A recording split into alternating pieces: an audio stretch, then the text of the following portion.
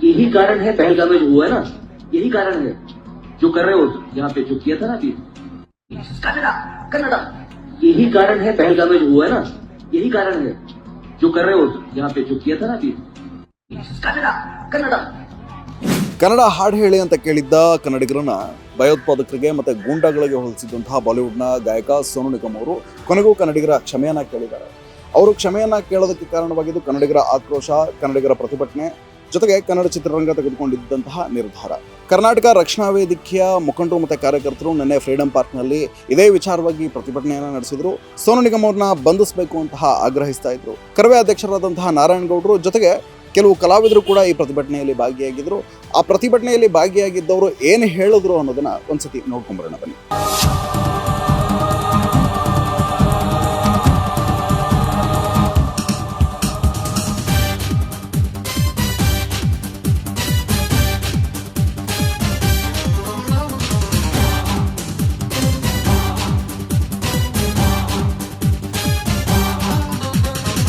ನಮಸ್ಕಾರ ವೀಕ್ಷಕರೇ, ನಾವಿವತ್ತು ಫ್ರೀಡಂ ಪಾರ್ಕ್ನಲ್ಲಿದ್ದೀವಿ. ಬೆಂಗಳೂರಿನ ಫ್ರೀಡಂ ಪಾರ್ಕ್ನಲ್ಲಿ ಕರ್ನಾಟಕ ರಕ್ಷಣಾ ವೇದಿಕೆಯಿಂದ ಪ್ರತಿಭಟನೆ ನಡೀತಾ ಇದೆ. ಪ್ರತಿಭಟನೆ ಯಾಕೆ ನಡೀತಿದೆ ಅಂದರೆ ಬಾಲಿವುಡ್ ಗಾಯಕ ಸೋನು ನಿಗಮ್ ಅವರು ಇತ್ತೀಚೆಗೆ ನೀಡಿದ ಹೇಳಿಕೆ ಅಂತ ಇದೆ. ಸರ್, ಕನ್ನಡದಲ್ಲಿ ಹಾಡು ಹೇಳಿ ಅಂತ ಒಂದು ಸ್ವಲ್ಪ ಒತ್ತಾಯ ಮಾಡಿದ್ದಕ್ಕೆ, ಇಲ್ಲ ನೀವು ಈ ರೀತಿ ಕನ್ನಡ ಅಂತ ಹೇಳಿ ಬಾಯಿ ಮಾಡ್ಕೊಂಡಿರೋದಕ್ಕೆ, ನೀವು ಈ ರೀತಿ ಕನ್ನಡ ಅಂತ ಹೇಳ್ತಿರೋದಕ್ಕೆ ಅಲ್ಲಿ ಪಹಲ್ಗಾಮ್ನಲ್ಲಿ ದಾಳಿಯಾಗಿದ್ದು ಅಂತ ಹೇಳಿ ನಾಲ್ಗೆ ಹರಿಬಿಟ್ಟು ಕನ್ನಡದ ವಿರೋಧಿಯಾಗಿ ಮಾತನಾಡಿದ್ರು. ಕನ್ನಡ ಅಂತ ಒತ್ತಾಯ ಮಾಡಿದ್ದಕ್ಕೆ, ಮನವಿ ಮಾಡಿ ಒಂದು ಹಾಡು ಹೇಳಿ ಅಂತ ಕೇಳಿದ್ದಕ್ಕೆ ಅದನ್ನು ಪಹಲ್ಗಾಮ್ ದಾಳಿಗೆ ಹೋಲಿಸ್ಬಿಟ್ರು. ಕನ್ನಡಕ್ಕೂ ಪಹಲ್ಗಾಮ್ ದಾಳಿಗೂ ಏನು ಸಂಬಂಧ? ಇದೇ ಪ್ರಶ್ನೆಯನ್ನು ಇವತ್ತಿಗೆ ಕರ್ನಾಟಕ ರಕ್ಷಣಾ ವೇದಿಕೆಯ ಕಾರ್ಯಕರ್ತರು ಮತ್ತು ಮುಖಂಡರು ಇಲ್ಲಿ ನೆರೆದಿದ್ದಾರೆ. ಅವ್ರು ಕೇಳ್ತಾ ಇದ್ದಾರೆ, ಪ್ರತಿಭಟನೆಯ ಮೂಲಕ ಆಗ್ರಹಿಸ್ತಾ ಇದ್ದಾರೆ. ಅವ್ರು ಏನು ಹೇಳ್ತಾರೆ ಈ ವಿಚಾರವಾಗಿ, ಈ ವಿವಾದದ ವಿಚಾರವಾಗಿ, ಅವರ ಅಭಿಪ್ರಾಯ ಏನು ಮತ್ತು ಅವರ ಒತ್ತಾಯ ಏನು ಸರ್ಕಾರಕ್ಕೆ ಮತ್ತು ಕನ್ನಡ ಚಿತ್ರರಂಗಕ್ಕೆ ಅನ್ನೋದನ್ನು ಕೇಳ್ತಾ ಹೋಗ್ತೀನಿ. ಅವ್ರೇನು ಹೇಳ್ತಾರೆ ಅನ್ನೋದನ್ನು ಕೇಳೋಣ ಬನ್ನಿ.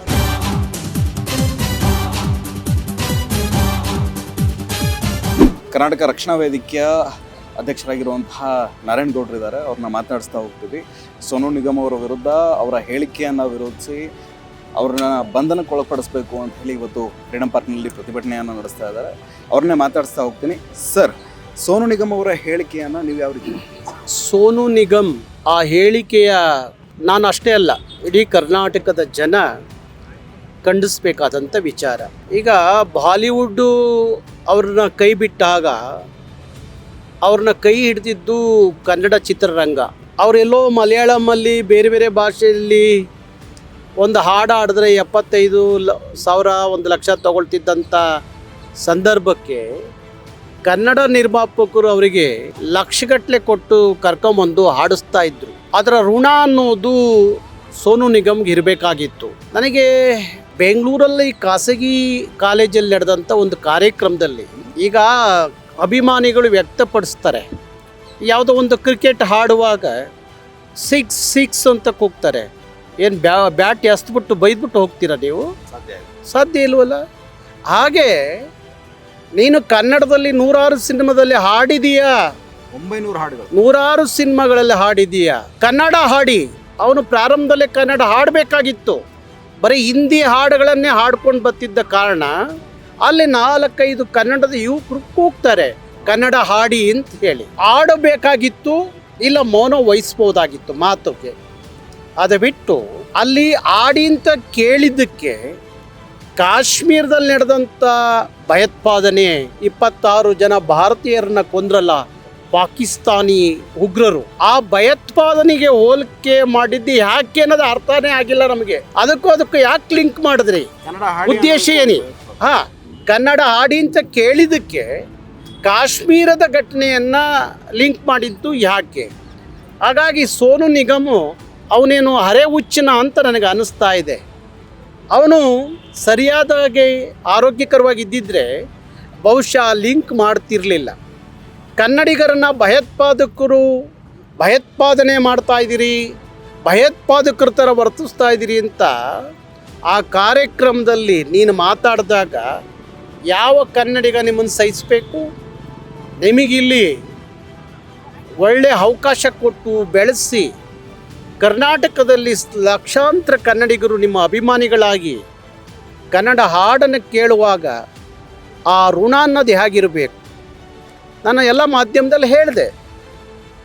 SP ಬಾಲಸುಬ್ರಹ್ಮಣ್ಯಂ ಯಾವಾಗಲೂ ಅವರು ಒಂದು ಮಾತು ಹೇಳರು, ನನಗೆ ಪುನರ್ಜನ್ಮ ಅಂತ ಇರೋದಾದರೆ ನಾನು ಕರ್ನಾಟಕದಲ್ಲಿ ಕನ್ನಡಿಗನಾಗಿ ಹುಟ್ಟಬೇಕು ಅಂತ ಹೇಳ್ತಾ ಇದ್ರು. ಅದಲ್ವ ಋಣ ಅಂದರೆ. ಆ ಸಾಮಾನ್ಯ ಜ್ಞಾನ ಇಲ್ಲದೆ, ಸಾಮಾನ್ಯ ಕೃತಜ್ಞತೆ ಇಲ್ಲದೆ ಕನ್ನಡ ಹಾಡಿ ಅಂತ ಕೇಳಿದಂಥ ಅಭಿಮಾನಿಗಳಿಗೆ ಭಯೋತ್ಪಾದಕರ ಹೋಲಿಕೆ ಮಾಡಿದಾಗ ಅವನ ಮೇಲೆ ಸರಿಯಾದ ಕ್ರಮ ಆಗಬೇಕು. ಅದಕ್ಕಾಗಿ ಕರವೇ ಅವ್ರ ಮೇಲೆ ಒಂದು ಮೊಕದ್ದಮೆಯನ್ನು ಹೂಡ್ತು, ಅದು FIR ಆಗಿದೆ. ಹಾಗಾಗಿ ಅವನು ಬಂಧಿಸಿ ಕರ್ಕೊಂಡು ಬನ್ನಿ ಪೊಲೀಸ್ ಇಲಾಖೆ. ಈ ದೇಶದ ಕಾನೂನು ಎಲ್ಲವನಿಗೂ ಒಂದೇ. ಅವನು ಸೋನು ನಿಗಮ್ ಆದರೂ ಒಂದೇ, ಇನ್ಯಾವನ ಆದರೂ ಒಂದೇ.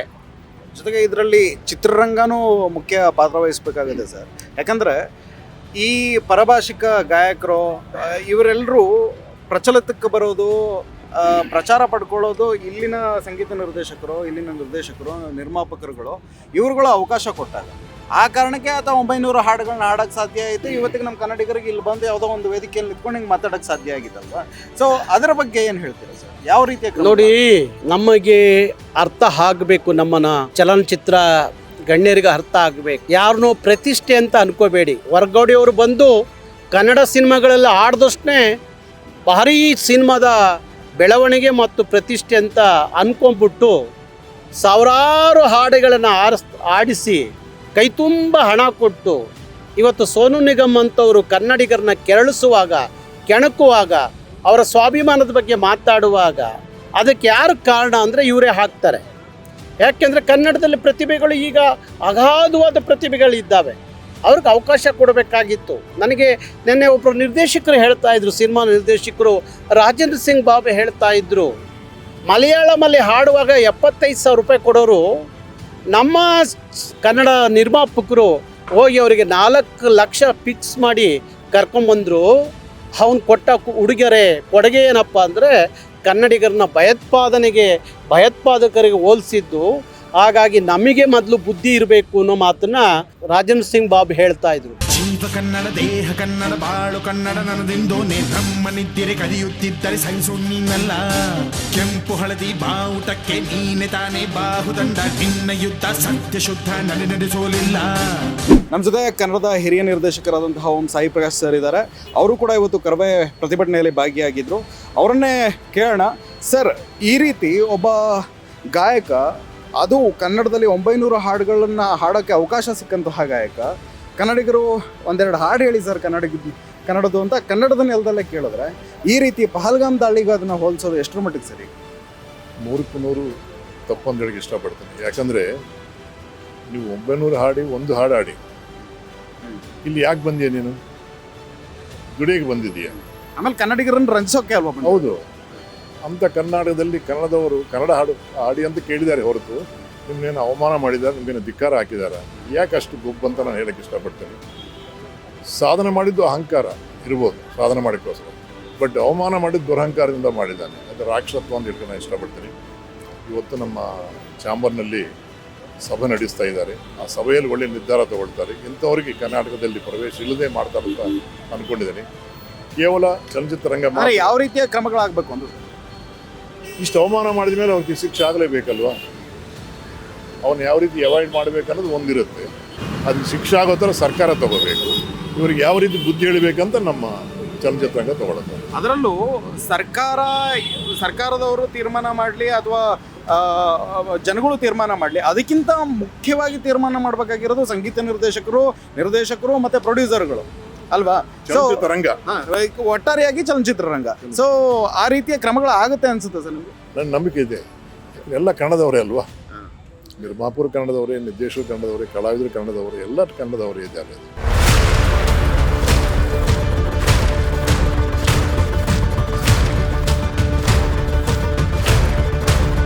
ನಮ್ಮ ಜೊತೆಗೆ ಇವಾಗ ಕನ್ನಡದ ಖ್ಯಾತ ಗೀತ ರಚನೆಕಾರರಾದಂತಹ ವಿ ನಾಗೇಂದ್ರ ಪ್ರಸಾದ್ ಸರ್ ಇದ್ದಾರೆ. ಅವ್ರ ಜೊತೆ ಮಾತನಾಡ್ತಾ ಹೋಗ್ತೀನಿ. ಸರ್, ನೀವು ಒಬ್ಬ ಕಲಾವಿದರು, ಗೀತ ರಚನೆಕಾರರು. ಸೋನು ನಿಗಮ್ ಆಡಿದ ಮಾತುಗಳು ಎಷ್ಟು ಸರಿ ಸರ್? ಅಲ್ಲ, ಸರಿ ಅಂತ ಬಹುಶಃ ಸೋನು ನಿಗಮ್ ಅವ್ರ ಮನೆಯವರೇ ಒಪ್ಲಿಕ್ಕೆ ತಯಾರಿಲ್ಲ ಅನ್ಸುತ್ತೆ. ಒಪ್ಪೋದಿಲ್ಲ, ಯಾರು ಒಪ್ಪೋದಿಲ್ಲ. ನೀವು ಯಾವಾಗ ಪಹಲ್ಗಾಮ್ ಪಾಕಿಸ್ತಾನದ ಆ ಭಯೋತ್ಪಾದಕ ನಡೆಯನ್ನು ನೀವು ಒಬ್ಬ ಕನ್ನಡಿಗ ಕನ್ನಡ ಹಾಡುವಂಥ ಆಕ್ರೋಶದಿಂದ ಕೇಳಿದ್ದಕ್ಕೆ ಹೋಲಿಸ್ತಿರಾದರೆ, ಸಮೀಕರಿಸೋದಾದರೆ ಅದು ಯಾವ ಮನಸ್ಥಿತಿ? ಯಹಿ ಪಹಲ್ಗಾಮ್ ಮೇ ಹುವಾ ಅಂದಾಗಲೇ ಸಿಟ್ಟು ಬರುತ್ತೆ ಎಂಥವ್ರಿಗಾದ್ರೆ. ಎಲ್ಲಿಗೆ ಹೋಲಿಸ್ತಾ ಇದ್ದೀರಿ ನೀವು? ನನ್ನ ಮೂಲ ಪ್ರಶ್ನೆ ಯಾವುದು ಅಂದರೆ, ಅವ್ರೇನು ಹೇಳ್ತಾರೆ, ಎರಡನೇ ವಿಡಿಯೋದಲ್ಲಿ ಹೇಳಿದ್ದಾರೆ, ಅವರು ಯಾರೋ 4 ಜನ ಗೂಂಡಾಗಳು ಅವ್ರು ಕೇಳಿದ್ದು ವಿಧಾನ ಸರಿ ಇರಲಿಲ್ಲ, ನನಗೆ ಇರಿಟೇಟ್ ಆಯಿತು ಅಂತ.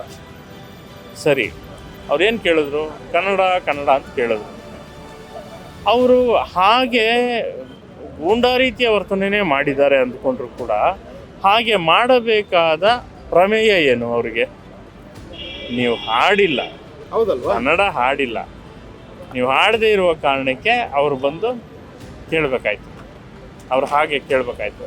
ಅದರ ಅರ್ಥ ನೀವು ಇಲ್ಲಿಗೆ ಬಂದಿದ್ದೀರಿ, ನಮ್ಮ ನೆಲದಲ್ಲಿ ಬಂದಿದ್ದೀರಿ, ನಮ್ಮೂರಲ್ಲಿ ಬಂದಿದ್ದೀರಿ, ಕನ್ನಡ ಪ್ರೀತಿ ಅಂತ ಹೇಳ್ತೀರಿ. ಬೇರೆ ನನಗೆ ಕನ್ನಡ ಪ್ರೀತಿ ಇದೆ, ಕನ್ನಡ ನನಗೆ ಹೆಸರು ತಂದು ಕೊಟ್ಟಿದೆ ಎಲ್ಲ ಹೇಳ್ತೀರಿ. ಕನ್ನಡ ಹಾಡಬೇಕಿತ್ತು. ಮತ್ತೆ ನೀವು ಕನ್ನಡ ಹಾಡಿದ್ದಿದ್ರೆ ಅವನು ಹಾಗೆ ಕೂಗ್ತಾನೆ ಇರಲಿಲ್ವಲ್ಲ, ಅಲ್ಲಿದೆ ಪ್ರಶ್ನೆ.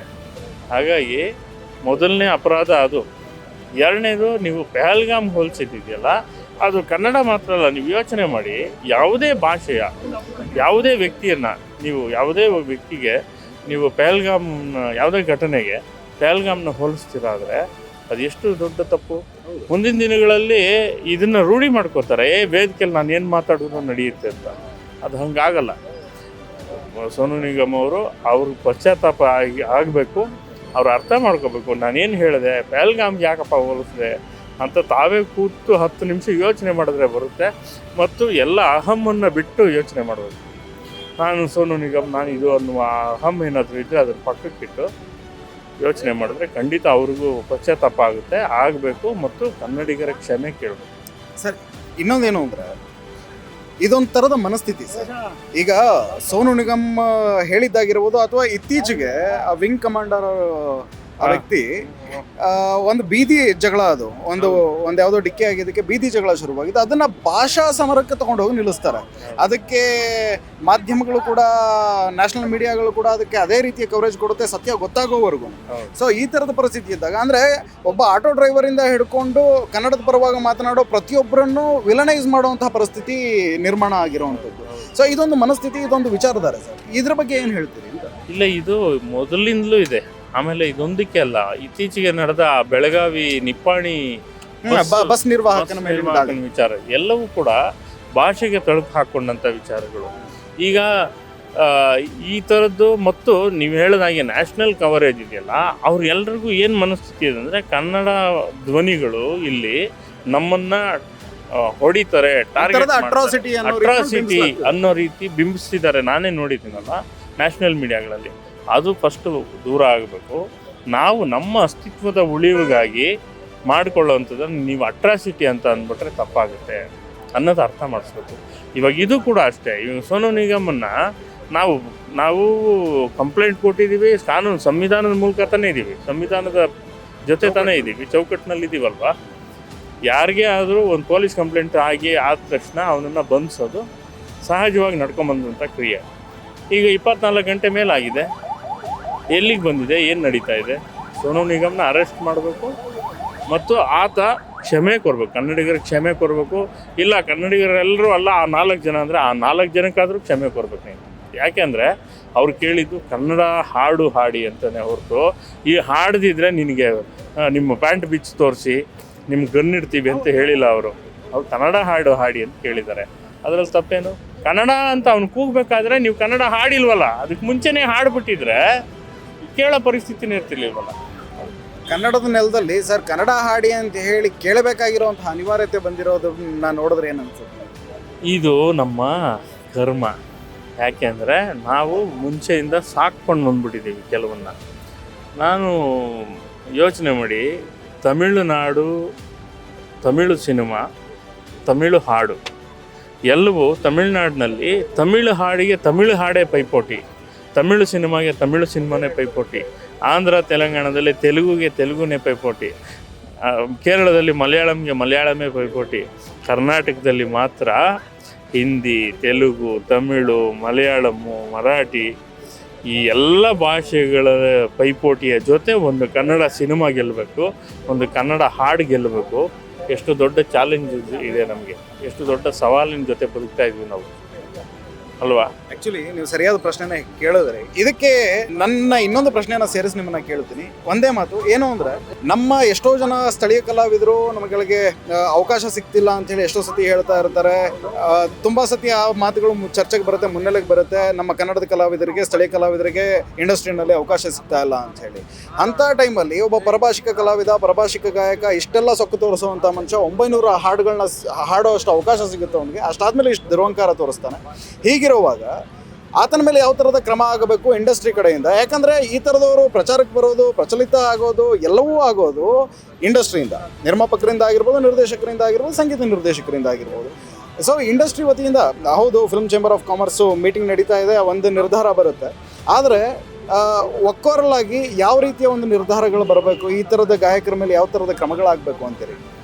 ಇಲ್ಲ, ಒಂದು ಈ ಥರದ ಸನ್ನಿವೇಶಗಳಾದಾಗ, ಘಟನೆಗಳಾದಾಗ ಇದಕ್ಕೆ ಎಲ್ಲರೂ, ಕನ್ನಡ ಚಿತ್ರರಂಗ ಆಗಲಿ, ಕನ್ನಡಿಗರಾಗಲಿ ಮತ್ತು ಸರ್ಕಾರ ಆಗಲಿ, ಎಲ್ಲರೂ ಸೇರಿ ಇಂಥವುಗಳನ್ನು ಖಂಡಿಸಿ ಅದಕ್ಕೆ ತಕ್ಕ ಏನು ಶಿಕ್ಷೆ ಅಂತೀವೋ ಅಥವಾ ಅವ್ರ ಹತ್ರ ಕ್ಷಮೆ ಕೋರಿಸೋದು, ಏನೋ ಒಂದು ಸರಿಯಾದ ತಾರ್ಕಿಕವಾದ ಅಂತ್ಯ ಕಂಡಾಗ ಮುಂದಿನ ಪೀಳಿಗೆ ಅಥವಾ ಮುಂದಿನ ಇನ್ಯಾರೇ ಗಾಯಕರು ಇಂಥ ತಪ್ಪುಗಳು ಮಾಡೋದಿಲ್ಲ, ಒಂದು ಪಾಠವಾಗಿ ಉಳಿಯುತ್ತೆ. SP ಬಾಲಸುಬ್ರಹ್ಮಣ್ಯಂ ಅವರು 50 ವರ್ಷಗಳ ಕಾಲ ಕನ್ನಡ ಹಾಡುಗಳನ್ನು ಹಾಡಿಕೊಂಡು ಇಡೀ ವಿಶ್ವದಾದ್ಯಂತ ಸಾವಿರಾರು ಕಚೇರಿ ಮಾಡಿದವರು. ಯಾವುದಾದ್ರೂ ಒಂದು ಕಚೇರಿಯಲ್ಲಿ ಇಂಥದ್ದೇನೋ ಅಪಸವ್ಯ ಆಯಿತು ಅಂತ ಕೇಳಿದ್ದೀವ ನಾವು? ಸಾಧ್ಯನೇ ಇಲ್ಲ. ಅವರು ಇಷ್ಟಕ್ಕೂ ಏನು, ಅವರು ಕನ್ನಡ, ತೆಲುಗು, ತಮಿಳು ಎಲ್ಲ ಭಾಷೆಯ ಪಟ್ಟಾಭಿಷಿಕ್ತ ದೊರೆ ಅವರು.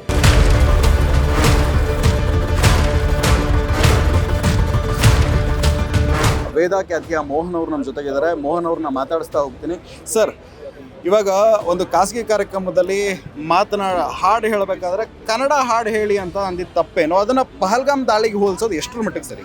ಖಂಡಿತ ಇದು ತಪ್ಪು, ಅದು ಸರಿನೇ ಅಂತ ಯಾವ ಕನ್ನಡಿಗರು ಕೂಡ, ಯಾವ ಕನ್ನಡಿಗರ ಕಲಾವಿದರು ಕೂಡ ಇದನ್ನ ಒಪ್ಪೋದಿಲ್ಲ. ಇದನ್ನ ಒಬ್ಬ 900 ಹಾಡುಗಳನ್ನು ಆಡುವಂತಹ ವೇದಿಕೆಯನ್ನು ಕೊಟ್ಟಿರ್ತಕ್ಕಂಥ ಕನ್ನಡ ನಾಡಿಗೆ, ಕನ್ನಡ ಕಲಾವಿದರಿಗೆ, ಕನ್ನಡದ ಮನಸ್ಸುಗಳಿಗೆ ಮಾಡಿದಂಥ ದ್ರೋಹ ಸೋನು ನಿಗಮ್ ಮಾಡಿದ್ದಾರೆ. ಅವರಿಗೆ ನಮ್ಮ ಎಲ್ಲ ಕನ್ನಡಿಗರ ಪರವಾಗಿ ಅವ್ರಿಗೆ ಧಿಕ್ಕಾರವನ್ನು ನಾವು ಹೇಳ್ತೀವಿ.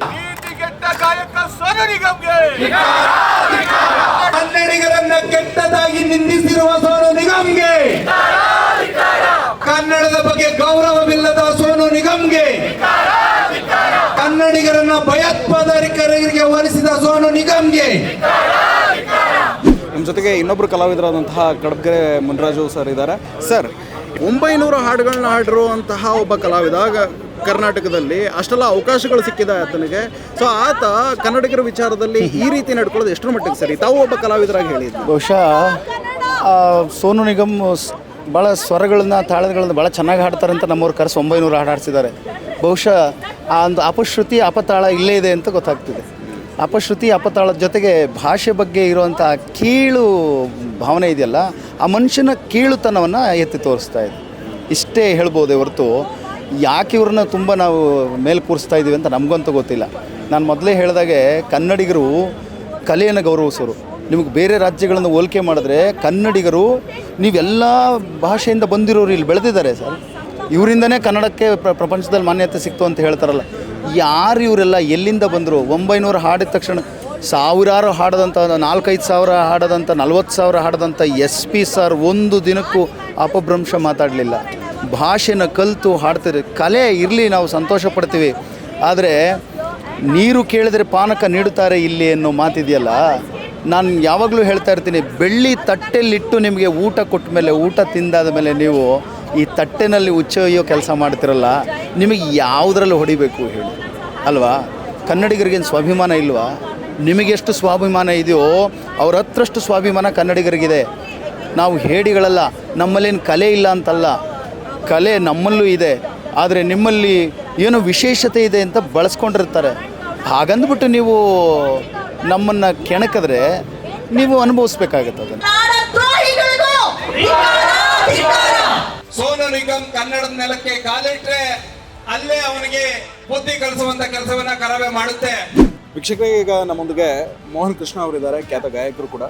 ಸೊ ಅವ್ರನ್ನ ಮಾತನಾಡಿಸ್ತಾ ಹೋಗ್ತೀನಿ. ಈ ಸೋನು ನಿಗಮ್ ಹೇಳಿಕೆಯ ವಿವಾದದ ಕುರಿತಾಗಿ ಅವ್ರನ್ನ ಮಾತಾಡಿಸ್ತಾ ಹೋಗ್ತೀನಿ. ಕರವೇ ಪ್ರೊಟೆಸ್ಟ್ನಲ್ಲಿ ಅವರು ಕೂಡ ಭಾಗಿಯಾಗಿದ್ರು. ಏನು ಹೇಳ್ತಾರೆ ಅನ್ನೋದನ್ನು ಕೇಳೋಣ ಬನ್ನಿ. ಸರ್, ಈ ಸೋನು ನಿಗಮ್ ಅನ್ನೋ ಒಬ್ಬ ಗಾಯಕ, ಬಾಲಿವುಡ್ ಗಾಯಕ, ಆತ ನೀಡಿದ ಹೇಳಿಕೆ ಎಷ್ಟರ ಮಟ್ಟಿಗೆ ಸರಿ? ಅಕ್ಷಮ್ಯ ಅಪರಾಧ. ಯಾಕೆಂತ ಹೇಳಿದ್ರೆ, ಎಂತಹ ಗಾಯಕರು ಇರ್ಬೋದು, ಎಂತಹ ಕಲಾವಿದರು ಇರ್ಬೋದು, ಒಂದು ರಾಜ್ಯದ ಅನ್ನವನ್ನು ತಿಂತಾ ಇದೆ, ಒಂದು ಭಾಷೆ ನಮಗೆ ಅನ್ನವನ್ನು ಕೊಡ್ತಾ ಇದೆ, ಎಲ್ಲ ರೀತಿಯ ಮರ್ಯಾದೆಯನ್ನು ಕೊಡ್ತಾ ಇದೆ ಅಂತ ಹೇಳಿದಾಗ ಆ ಭಾಷೆಗೆ ನಾವು ಬದ್ಧವಾಗಿರಬೇಕು, ಆ ಭಾಷೆಗೆ ನಾವು ನಿಯತ್ತನ್ನು ತೋರಿಸ್ಬೇಕು, ಅದಕ್ಕೆ ನಾವು ಪ್ರಾಮಾಣಿಕವಾಗಿರಬೇಕು. ಇಲ್ಲಿ ಬಂದು ಕನ್ನಡದ ನೆಲದಲ್ಲಿ ಸಾವಿರಾರು ಹಾಡುಗಳನ್ನು ಹಾಡಿಸಿ ಇಲ್ಲಿ ಕರೆದು ಅವರಿಗೆ ಒಂದು ಕಾರ್ಯಕ್ರಮ ಕೊಟ್ಟಾಗ ಕರ್ನಾಟಕದ ಜನತೆ ಕನ್ನಡದ ಹಾಡನ್ನು ಕೇಳದೆ ಮತ್ತು ಇಲ್ಲಿ ಮರಾಠಿ ಭಾಷೆ ಹಾಡುಗಳನ್ನು ಅಥವಾ ಬೇರೆ ಭಾಷೆ ಹಾಡುಗಳನ್ನು ಕೇಳೋ ಸಾಧ್ಯವೆ. ಅದು ಅವರೇ ಹೇಳಿದ ಹಾಗೆ ಅದು ಬಂದು ಖಾಸಗಿ ಕಾರ್ಯಕ್ರಮ ಅಂತ ಹೇಳ್ತಾರೆ. ಖಾಸಗಿ ಕಾರ್ಯಕ್ರಮಕ್ಕೆ ಬರೋರು ಸಾರ್ವಜನಿಕರು ಬರೋದಿಲ್ಲ, ಆಹ್ವಾನಿತರು ಮಾತ್ರ ಬಂದಿರ್ತಾರೆ. ಅಂಥ ಆಹ್ವಾನಿತರೇ ಹಾಡನ್ನು ಕೇಳಿರ್ತಾರೆ. ದುಡ್ಡು ಕೊಟ್ಟು ಅವ್ರನ್ನ ಕರೆಸಿದಾಗ ಅವ್ರಿಗೆ ಬೇಕಾದಂಥ ಹಾಡುಗಳನ್ನು ಹಾಡೋದು ನಮ್ಮ ಕರ್ತವ್ಯ. ಒಬ್ಬ ಗಾಯಕನಾಗಿ ಹೇಳ್ತಾ ಇದ್ದೀನಿ, ಸಾವಿರಾರು ಕಾರ್ಯಕ್ರಮ ನಾನು ಮಾಡಿದ್ದೇನೆ. ಇಲ್ಲಿ ಬಂದಾಗ ಒತ್ತಾಯ ಮಾಡಿದ್ರೆ ಕನ್ನಡ ಕನ್ನಡ ಅಂತ ಒತ್ತಾಯ. ಹೌದು, ಮತ್ತು ಕರ್ನಾಟಕದಲ್ಲಿ ಕನ್ನಡ ಕನ್ನಡ ಅಂತ ಒತ್ತಾಯ ಮಾಡಿದೆ ನೀವು ಹಾಡದೆ ಹೋದರೆ ನೀನು ತಮಿಳ್ ಅಂತ ಒತ್ತಾಯ ಮಾಡೇ ಮಾಡ್ತಾರೆ. ಯಾರಾದರೂ ಒಂದು ಹಾಡನ್ನು ಕೇಳಿದಾಗ ಪೆಹಲ್ಗಾಮ್ ಉಗ್ರಗಾಮಿ ದಾಳಿಗೆ ಅದನ್ನ ಯಾರೋ ಹೋಲಿಸಿ ಒಬ್ಬ ಕಲಾವಿದ ಮಾತಾಡ್ತಾನೆ ಅಂತ ಹೇಳಿದ್ರೆ ಇದಕ್ಕಿಂತ ವಿಪರ್ಯಾಸ ಬೇರೆ ಯಾವುದೂ ಇಲ್ಲ. ನಾನು ಸಹ ಒಬ್ಬ ಕಲಾವಿದನಾಗಿ ದೇಶ ವಿದೇಶಗಳಲ್ಲಿ ಕಾರ್ಯಕ್ರಮವನ್ನು ಕೊಟ್ಟಿದ್ದೇನೆ. ಆ ಕಾರ್ಯಕ್ರಮಕ್ಕೆ ಅನುಗುಣವಾಗಿ, ಆ ಸ್ಥಳಕ್ಕೆ ಅನುಗುಣವಾಗಿ ನನ್ನನ್ನು ದುಡ್ಡು ಕೊಟ್ಟು ಯಾರು ಕರೆಸಿರ್ತಾರೆ ಅವರು ಹೇಳುವಂಥ ಹಾಡುಗಳನ್ನು ಹಾಡಿರ್ತೀವಿ ನಾವು. ಅದು ನಮ್ಮ ನಿಯತ್ತದು. ಒಬ್ಬ ಕಲಾವಿದನಾಗಿ ಅದನ್ನು ಮಾಡೋದು ನಿಯತ್ತು. ಅದನ್ನು ಬಿಟ್ಟು ಇವರು ಪೆಹಲ್ಗಾಮ್ಗೆ ಹೋಲಿಸುವಂತಹ ತಪ್ಪೇನಲ್ಲಿ ನಡೆದಿಲ್ಲ ಅಂತ ನನ್ನಂತೂ ಭಾವಿಸ್ತೀನಿ. ಯಾಕೆಂತ ಹೇಳಿದ್ರೆ ಕಣ್ಣು ಬಿಟ್ಟು ಜೋರಾಗಿ ಉಗ್ರವಾದ ಕನ್ನಡ ಹೌದು, ನೀವು ಕನ್ನಡದ ಹಾಡನ್ನು ಹಾಡಿದ್ರೆ ಯಾಕೆ ಅಷ್ಟೊಂದು ಒತ್ತಾಯ ಮಾಡಿರೋದು? ಕೇಳಕ್ಕೆ ಮೊದಲೇ ಹಾಡಿದರೆ ಕೇಳಿದ್ರು ಹಾಡದೇ ಇದ್ದಾಗ ಅವರು ಒತ್ತಾಯನ ಮಾಡಿದ್ದಾರೆ. ದುಡ್ಡು ಕೊಟ್ಟು ಕರೆಸಿದವರು ಮತ್ತೆ ಒತ್ತಾಯ ಮಾಡ್ತಾರೆ. ತಾವು ಹಾಡಲೇಬೇಕಾಗಿತ್ತು. ಈತನನ್ನ ಕರೆಸಿ ನಾನು ಸಹ ನನ್ನ ಒಂದು ಚಿತ್ರಕ್ಕೆ ಹಾಡನ್ನು ಹಾಡಿಸಿದ್ದೇನೆ. ಇವಾಗೆಲ್ಲ ಒಂದು ಇನ್ನೊಂದೇನಾದರೂ ಹಾಡಿಸ್ತೀರಾ? ಅಯ್ಯೋ ಖಂಡಿತ ಇಲ್ಲ. ಅಲ್ಲಿದ್ದರೆ ಈ ರಕ್ಷಣಾ ವೇದಿಕೆಯ ಕನ್ನಡಿಗರ ಹೋರಾಟದಲ್ಲಿ ನಾನು ಬಂದು ಭಾಗಿಯೇ ಆಗ್ತಿರಲಿಲ್ಲ. ಯಾಕೆ ಅಂತ ಹೇಳಿದ್ರೆ ಇವತ್ತು ಹೆಚ್ಚಾಗಿ ನಾವು ಕಲಾವಿದರು ಭಾಗವಹಿಸಬೇಕಾಗಿತ್ತು, ಅದರಲ್ಲೂ ಗಾಯಕರುಗಳು ಹೆಚ್ಚಾಗಿ ಪ್ರಶ್ನೆ ಅದೇ ಆಗಿದೆ. ಏನೋ ಅಂದ್ರೆ ಓಂ ಸಾಯಿ ಪ್ರಕಾಶ್ ಅವ್ರು ಕಾಣಿಸ್ಕೊಂಡ್ರು, ನೀವು ಕಾಣಿಸ್ಕೊಂಡ್ರಿ, ಬಿಟ್ರೆ ಇನ್ನೊಂದಿಬ್ರು ಗಾಯಕರು ಕಡಬಗೆರೆ ಮುನ್ರಾಜ್ ಅವರು ಇದ್ರು, ಮೋಹನ್ ಅವರು ಇದ್ರು. ಅದನ್ನ ಬಿಟ್ರೆ ಬೆರಳೆಣಿಕೆ ಕಲಾವಿದರನ್ನ ಬಿಟ್ರೆ ಇನ್ನೊಬ್ಬರು ರೆಪ್ರೆಸೆಂಟೇಷನ್ ಇಲ್ಲ. ಸೊ ಈ ತರದ ಪರಿಸ್ಥಿತಿ ಇದ್ದಾಗ ಹೌದು, ಫಿಲ್ಮ್ ಚೇಂಬರ್ ಆಫ್ ಕಾಮರ್ಸ್ ಅಲ್ಲಿ ಮೀಟಿಂಗ್ ನಡೀತಿದೆ, ಒಂದೇನೋ ಒಂದು ನಿರ್ಧಾರ ಆಗುತ್ತೆ, ಒಪ್ಕೊಳ್ಳೋಣ. ಆದ್ರೆ ಕಲಾವಿದರು ಎಷ್ಟೋ ಸತಿ ಹೇಳ್ತೀವಿ, ನಮ್ಮ ಕನ್ನಡದ ಕಲಾವಿದರಿಗೆ ಅವಕಾಶಗಳು ಕಡಿಮೆ ಆಗ್ತಿದೆ, ಪರಭಾಷಾ ಕಲಾವಿದರಿಗೆ ಜಾಸ್ತಿ ಅವಕಾಶಗಳನ್ನ ಕೊಡಲಾಗ್ತಿದೆ ನಮ್ಮ ಕನ್ನಡ ಇಂಡಸ್ಟ್ರಿನಲ್ಲಿ ಅಂತ ತುಂಬ ಸತಿ ಈ ಮಾತುಗಳು ಕೇಳಿಬರ್ತವೆ. ಆದರೆ ಪರಭಾಷಿಕರು ಇಲ್ಲಿ ಬಂದು, ಪರಭಾಷೆ ಕಲಾವಿದರು ಇಲ್ಲಿ ಬಂದು ಇಷ್ಟೆಲ್ಲ ಉದ್ದಟತನ ಪ್ರದರ್ಶನ ಮಾಡಿದಾಗ, ಕನ್ನಡ ಹಾಡು ಹೇಳಿ ಅಂತ ಕೇಳಿದಕ್ಕೆ ಅದನ್ನು ಇನ್ಯಾವುದೋ ರೀತಿ ಹೋಲಿಕೆ ಮಾಡಿದಾಗ, ಈ ಥರದ ಪರಿಸ್ಥಿತಿಗಳಿದ್ದಾಗ ನಮ್ಮ ಕಲಾವಿದರು ಕೂಡ ನಮಗೆ ಅನ್ಯಾಯ ಆಗ್ತಿದೆ ಅಂತ ಹೇಳ್ತಾ ಇರೋ ಕಲಾವಿದರು ಕೂಡ ಹೊರಗಡೆ ಬಂದು ಮಾತಾಡ್ಬೇಕಲ್ವಾ? ಈಗ ನೀವು ಒಂದಿಬ್ಬರು ಮಾತಾಡೋದ್ರಿಂದ ಎಲ್ಲನೂ ಸರಿ ಹೋಗ್ಬಿಡಲ್ಲ, ಮಾತಾಡ್ಬೇಕಲ್ವಾ? ಖಂಡಿತ. ನನ್ನ ಪ್ರಕಾರ ಈ ದಿವಸದ ಈ ಒಂದು ಪ್ರತಿಭಟನೆ ಕಾರ್ಯಕ್ರಮ ಹೆಚ್ಚು ಮಾಹಿತಿ ಗಾಯಕರಿಗೆ ಕಲಾವಿದರಿಗೆ ಇರಲಿಲ್ಲ ಅಂತಲೇ ಅನ್ಕೋತೀನಿ ನಾನು. ನನ್ನ ಪ್ರಕಾರ ಇದ್ದಿದ್ರೆ ಬಹಳಷ್ಟು ಜನ ಬಂದಿರೋರು. ಆದರೂ ಸಹ ಎಲ್ಲರೂ ಸ್ಪಂದಿಸಬೇಕಾಗಿರೋದು, ಇನ್ನು ಮುಂದೇನಾದರೂ ಈ ಥರದಕ್ಕೆಲ್ಲ ಕಡಿವಾಣ ಹಾಕೋದು ನಿಟ್ಟಿನಲ್ಲಿ ಎಲ್ಲ ಕಲಾವಿದರು, ವಿಶೇಷವಾಗಿ ಗಾಯಕರ ಬಗ್ಗೆ ಇವತ್ತು ಕಾರ್ಯಕ್ರಮ ನಡೀತಾ ಇದೆ. ಹಾಗಾಗಿ ಗಾಯಕರು ಬಂದು ಇದನ್ನ ಪ್ರತಿಭಟಿಸಬೇಕಾಗಿತ್ತು. ಅದು ದುರದೃಷ್ಟ ಅಂತಾನೆ ಭಾವಿಸ್ತೇನೆ. ಜೊತೆಗೆ ಎಲ್ಲರೂ ಸಂಗೀತ ನಿರ್ದೇಶಕರು, ಕನ್ನಡ ಚಲನಚಿತ್ರರಂಗಕ್ಕೆ ಸಂಬಂಧಪಟ್ಟಂತಹ ಎಲ್ಲರೂ ಭಾಗವಹಿಸಬೇಕಾದಂತಹ ಪರಿಸ್ಥಿತಿ ಇದು.